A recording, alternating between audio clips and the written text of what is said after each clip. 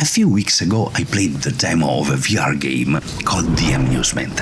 It's still out, by the way, if you wanna try it. I expected a clever tech demo with a nice story, like a fun little experiment. Instead, I found myself reading science papers, emailing developers, talking to university researchers, downloading games I never heard of, all because of one of the biggest problems of virtual reality. VR has always struggled with one thing. Walking with a thumbstick can make you feel sick.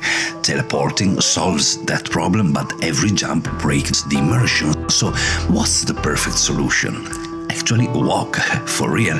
There's just one little problem. Most of us don't own a soccer field. We have maybe 4 square meters, and this space somehow had to become a temple, a labyrinth, a spaceship, and an amusement park. The creator of this game, Eike Langbeen, has spent years as a scientist studying exactly this problem.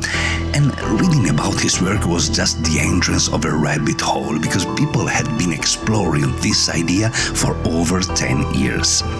And the deeper I went, the more I realized this was also the story of an entire community.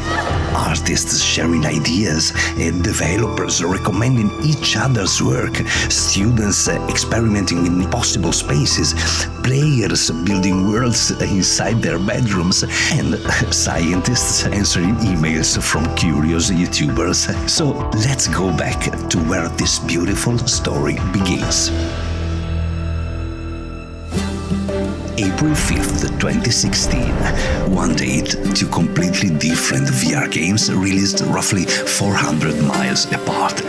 Neither studio knew what the other was doing, yet both were trying to solve exactly the same problem, and somehow from different directions they both arrived at the same destination. Together they were about to change how we walk in virtual reality. The first game was A Chair in a Room, Greenwater by Wood. If you played today, you probably wouldn't describe it as a redirected walking game. And that's perfectly fine, because that's not what makes it historically important. Greenwater planted an idea, one that seems obvious now, but wasn't back then. The virtual world doesn't have to stay still. While your attention is focused somewhere else, the environment can quietly rearrange itself. Tiny adjustments, almost invisible, but they opened a door. Because once you accept that the world can move, a lot of impossible ideas suddenly become doable. Then, on the exact same day, another game released, Unseen Diplomacy, and this time the illusion wasn't hiding in the background, it became the entire game. Katie and John from Triangular Pixels realized something brilliant. If players naturally keep turning, they almost never reach the edge of their play space. So instead of building a virtual level, they were secretly designing a path through a real room. It's a simple idea, but it changed everything. While researching the game, Katie pointed me toward the original development blogs, and to me they are honestly fascinating because they capture the excitement of those years, but also their uncertainty. In 2015, VR was still a gamble. Some publishers didn't believe the technology had a future. Others weren't convinced that women-led studio could deliver a project this ambitious. So funding proposals kept getting rejected. But reading those posts today and knowing what the redirected walking eventually became, you have to admire the persistence. Katie has since been listed among the 100 most influential women in video games, won the Devon Venus Award, and has become involved with initiatives like Women in Tech, helping encourage more women into this industry.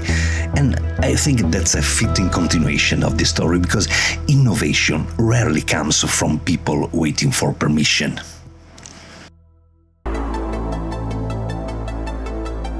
By the end of 2016, one thing had become clear. Redirected walking worked. The real question wasn't if you could fool the brain anymore. It was how. How far can we push it? And over the next few years, developers started answering that question in completely different ways. Excuse me.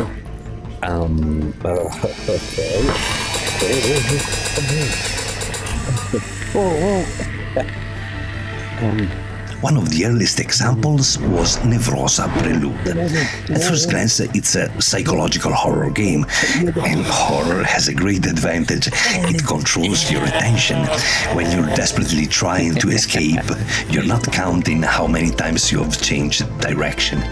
So we can say the artists at Hexagon used fear like a navigation tool, an idea that they expanded 1 year later with Nevrosa Escape, building larger environments, more interactions, more scary creatures, and so on.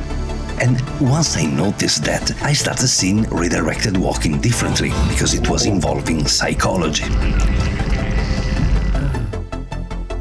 But another place kept appearing during my research: Breda University of Applied Sciences in the Netherlands.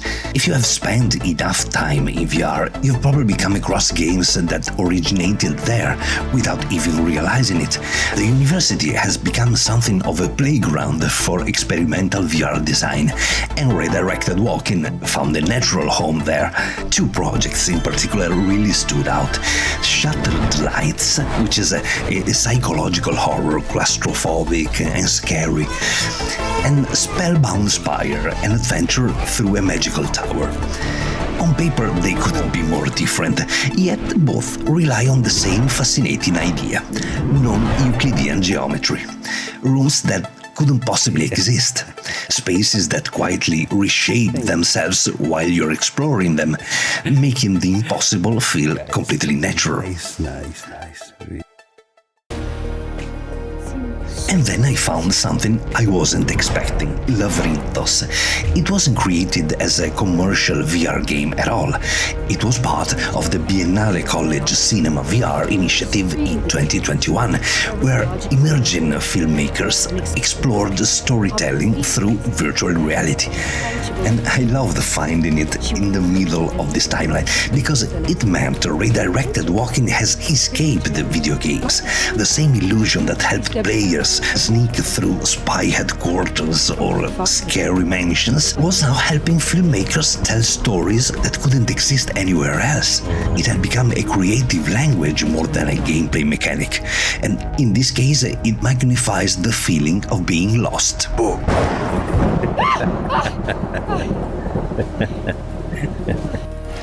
Around the same time, another project approached the problem, but from a completely different angle: Sommad.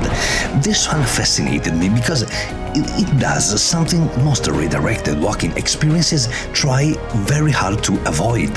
It reveals the trick, because the free PC version is a cooperative asymmetrical game. For the VR player, everything feels perfectly natural. But another player watching on the screen sees the map and the level from above. And suddenly the illusion disappears. It's almost like watching a magician explain the trick, but without making it any less impressive. And then 6 years later, they made a meta version too, but this time it's a single-player game, expanding all those impossible spaces. By now, my browser history had become ridiculous.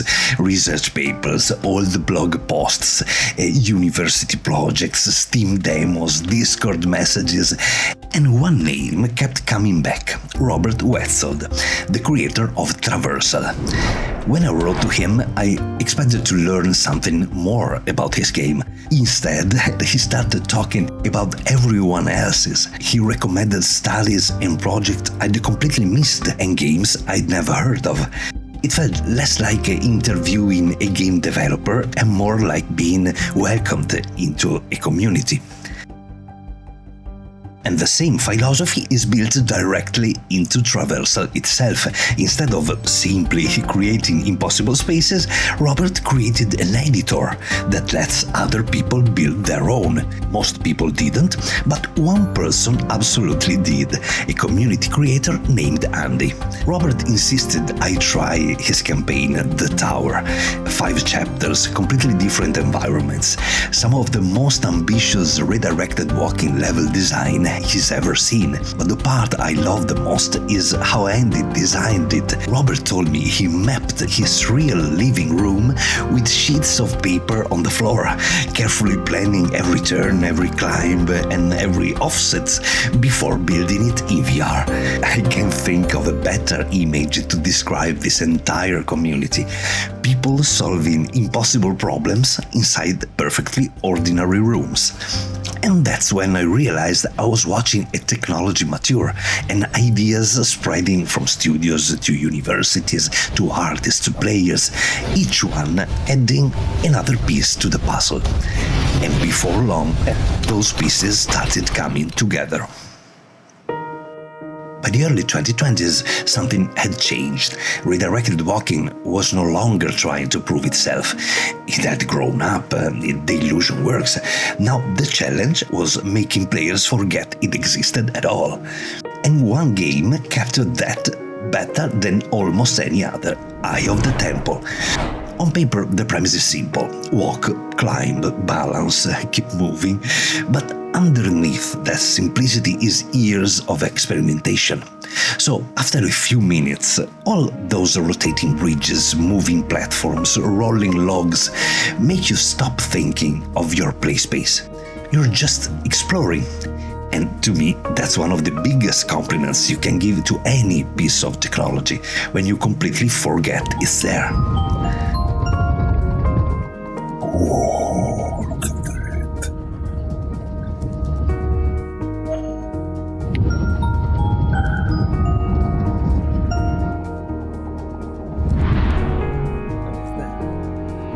And around the same time came another project built around the impossible architecture, Hotel Infinity. This time the inspiration came from an endless hotel, which is a perfect setting for redirected walking.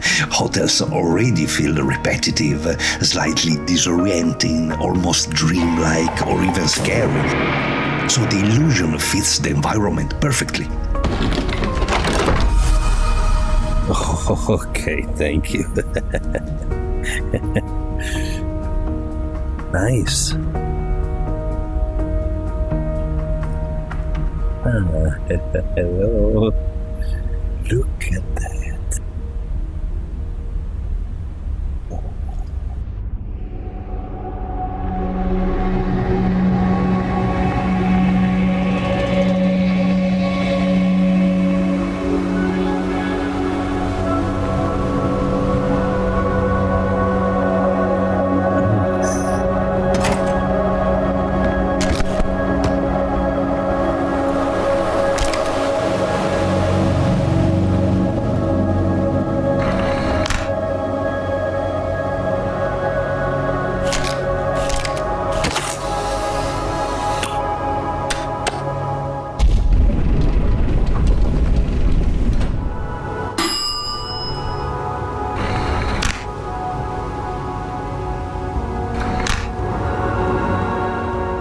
And then came T for God. For many VR players, this is the game that introduced the redirected walking, and it's easy to understand why. Instead of using the technique to support the story, the entire game is built around it.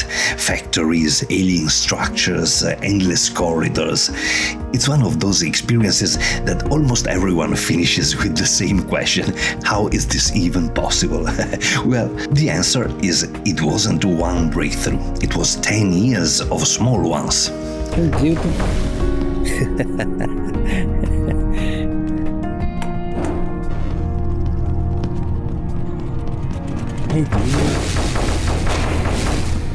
Guys.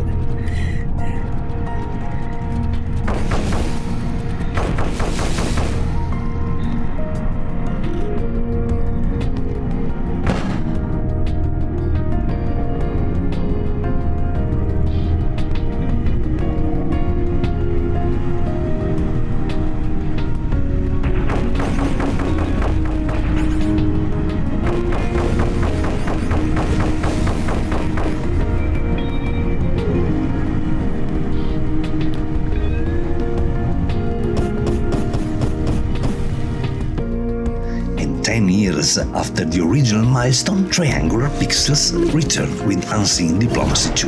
And that alone says something. Most experimental ideas disappear. Redirected walking didn't.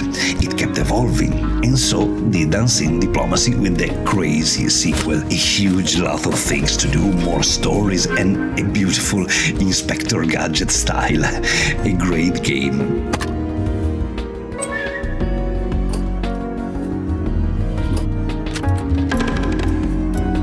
So the same studio that helped define the genre was still finding new ways to play with physical space, because some ideas are worth spending a decade on.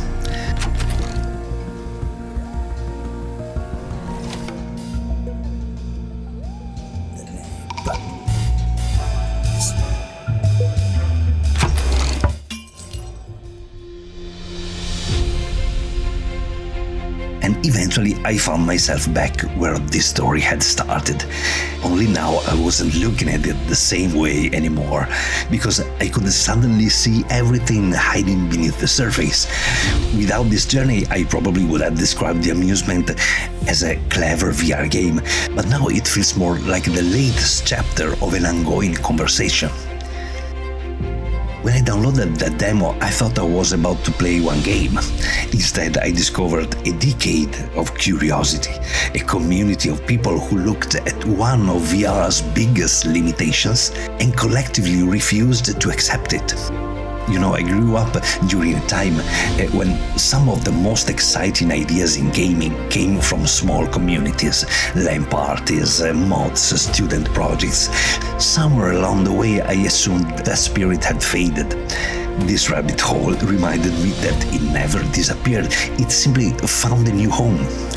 So today, whenever someone puts on a VR headset and walks through a castle or a temple or an impossible amusement park, they are also walking through 10 years of experiments, 10 years of failures, tiny discoveries, late-night ideas, research papers, prototype after prototype. And people stubborn enough to believe that 4 square meters could become an entire world.